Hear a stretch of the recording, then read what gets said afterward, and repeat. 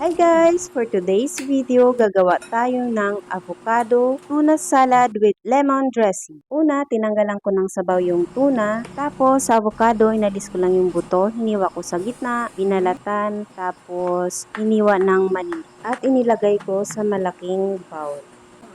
Hinati ko yung pipino, tapos tinanggalan ko siya ng buto para hindi matubig yung salad. At hiniwa ko na rin ng maliit. Sinunod kong hiwain yung sibuyas. Pare-parehas palang hiwa ko dito para maganda tingnan sa picture.